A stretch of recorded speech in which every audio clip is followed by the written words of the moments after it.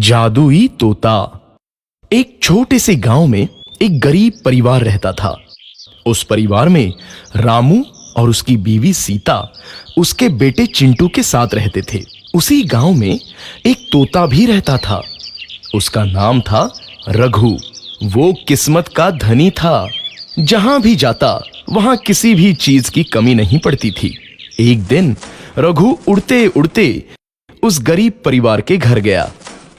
रघु सोचता है, अरे वाह, लगता है यहाँ आज बहुत अच्छा खाना मिलेगा। मैं पेट भर के खाऊंगा। वो एक कटोरी में रखे अमरूद देखता है। अरे वाह, अमरूद, मुझे तो ये बहुत पसंद है। मैं तो इसे पेट भर के खाऊंगा। रघु तोता अमरूद खाने ही लगता है। तभी सीता रघु को अमरूद खाते देखती है तो गुस्सा हो जाती है और उसे वहां से भगा देती है। भाग यहाँ से, न जाने कहां से आ जाते हैं। मैं तो परेशान हो गई हूं इनसे। सीता के भगाने के बाद रघु चुपचाप से एक कोने में रहता है। धीरे धीरे उस परिवार की बरकत होने लगती है। एक दिन रामू और सीता खाना खाते वक्त बातें करते हैं। आजकल हमारी बहुत तरक्की हो रही है, काम भी अच्छा चल रहा है। रामू कहता है। इस पर सीता कहती है, सच कहा, भगवान हमेशा ऐसे ही हम पर मेहरबान रहे। बेटा चिंटू भी कहता है, पिताजी, मुझे खिलौना लेके दो ना, मेरे सभी दोस्तों के पास है। रामू कहता है, ठीक है, जरूर लाऊंगा।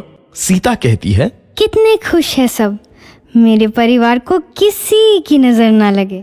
एक तरफ ऐसी बातें होती हैं तो दूसरी तरफ रसोई में रघु तोता भी अमरूद खाते रहता है। मजा आया, अमरूद खाया, मजा आया, अमरूद खाया, मजा आया। तभी सीता रसोई में आती है और रघु तोते को अमरूद खाते देख बहुत गुस्सा होती है। सीता रघु को बाहर निकालने के लिए पिंजरे में अमरूद रखती है। रघु जब अमरूद खाने लगता है तो पिंजरे का दरवाजा बंद हो जाता है और वो उसमें फंस जाता है।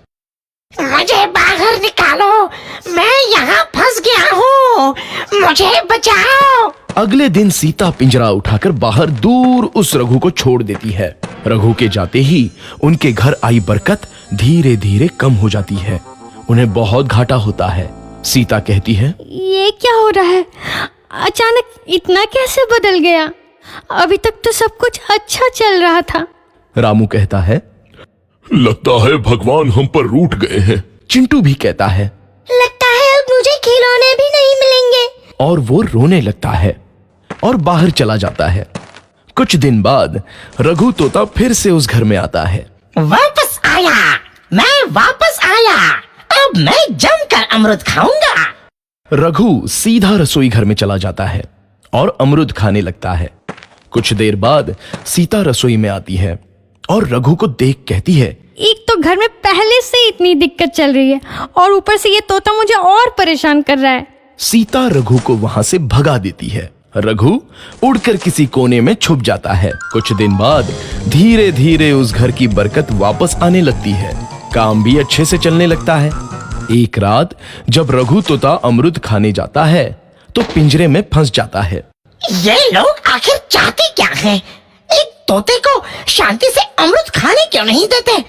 मैं कौन सा चोरी कर रहा हूँ? बस अमरूद ही तो खा रहा हूँ। तभी रामू वहां आता है और पिंजरे में रघु तोते को देख उसे बाहर छोड़ देता है। ये तोता भी कितना जिद्दी है, बार बार वापस आ जाता है। जैसे ही रामू रघु को छोड़ देता है, अगले दिन से फिर से उनके घर की बरकत जाने लगती है। काम में घाटा होता है। किसी को समझ नहीं आ रहा था कि ऐसा क्यों हो रहा है। रघु तोता घर आता है तो अचानक बरकत आती है और जब रघु तोता को बाहर निकालते हैं तो बरकत चली जाती है। एक दिन सीता रघु तोते के घर आने और बाहर जाने की स्थिति पर नजर रखती है। ये तोता जब भी घर आता है तो घर में बरकत आती है और जैसे ही ये घर से बाहर जाता है तो उसी के साथ बरकत भी चली जाती है। कहीं ये जादुई तोता तो नहीं है? अगली बार जब ये तोता घर आएगा तो मैं इसे कहीं नहीं जाने दूंगी।